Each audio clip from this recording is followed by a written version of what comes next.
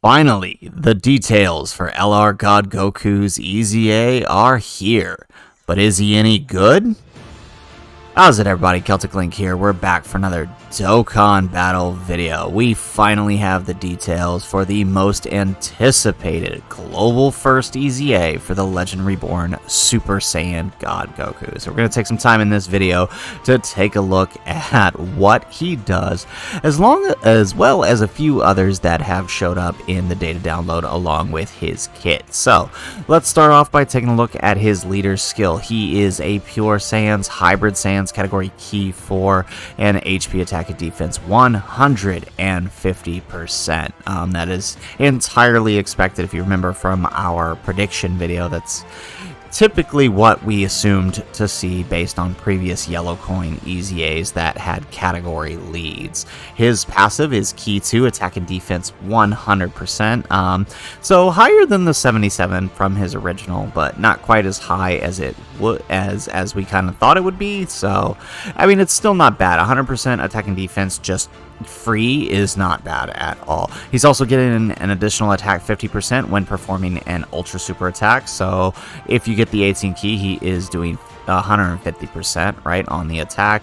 He's got an additional Key 1 up to 5 and attack and defense 11% up to 55% for Pure Saiyans, or Hybrid Saiyans category ally is self-excluded. So they didn't change this part as all. I figured they wouldn't change the key. Was really hoping they would change the attack and defense part, but I can understand why, because really, you know, because it's up to 5 because of the play on the God Ritual, it makes sense that really anything higher than this and you can start getting into some funky numbers. So I mean, still an additional 55% is still not bad, and realistically you're running him on Pure or Hybrid Saiyans anyway, so it's not really too much of an issue.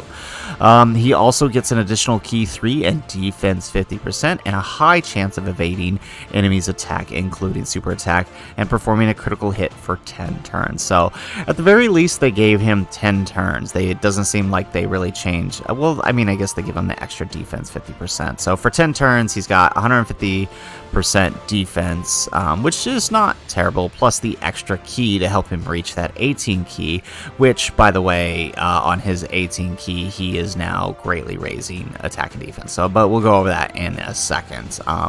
But yeah, so high chance to evade, which is still a 50% chance.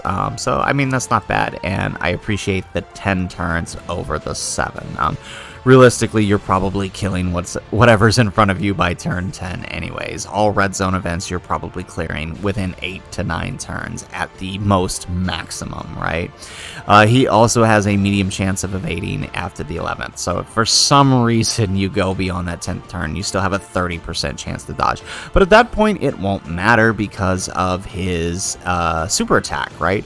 On his 12 key, he is greatly raising attack and defense for 1 turn and causing colossal damage to the enemy while greatly lowering attack. So that is pretty big, right? I always talk about this. The ability to raise your own defense while lowering attack is huge. It's basically like a double defense raise in a sense.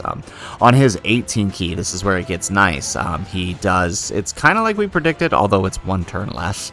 He is greatly raising attack and defense for 5 turns, causing mega colossal damage and greatly lowering defense. So ideally, you get the 18 key, you have some additionals invested in him, and he is greatly stacking for 5 turns, plus any additional supers he gets for the turn will lower attack and defense. So honestly, that's pretty good. He's going to be really good. He's going to be able to stack just enough to get him through major content like Rainbow, Link level 10.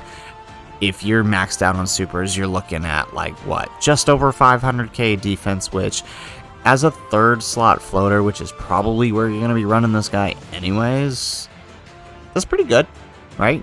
He'll be tanking most hits, most normals he'll tank just fine from Broly. He'll take a bit on super. He's not going to die to the super as long as he's fully built up, but he will take some damage. But all in all, I think they did a great job with this EZA, especially when you consider the kind of teams you're running him on, right? He's going to help fill out links for the gods. If you're running Power Beyond Super Saiyan movie heroes with these guys, gonna be really, really good to help fill out those links for the LR gods, especially if you're running the rotation like God Goku in slot 1, these guys in slot 2. God Goku will help fill out legendary power and a few others for him, so definitely really good. He's also on a few other teams, Goku's family, right? Let's see, Pure Saiyans, obviously. Realm of Gods, he'll definitely be a huge help for this. Speaking of Realm of Gods, for the INT Super Saiyan Blues from the Resurrection of F movie, huge benefit to that team as well. That team needs a lot of help, especially if you're running both of them as leaders. This guy will definitely be a huge asset to that team. So I really like this EZA. I think they did a good job. He's exactly what he needed to be. I wish he had a little bit more with the great chance to dodge, but I'll take everything he's doing here as a solid EZA. Now, that's not all that was revealed in the data download. The rest of the things were kind of things that we expected to see, right? The INT Kid Goku EZA, the EZA for the Baba Shop type units, all the way up to the Master Roshi. I'll be doing a separate guide for these guys as they release, and a showcase, hopefully, if I can manage to get all of the characters. These are characters I actually hadn't invested in, but making my way slowly to fill them out. I think my Roshi is the closest to being done, so he'll probably be the first to be showcased, and, you know, makes sense considering we're working on DB Saga this month anyways. For the INT Goku, he is pretty good. He's going to be a huge asset to the DB Saga team. His ability to stun, his ability to launch multiple supers, all with a great chance to crit. He is a great unit.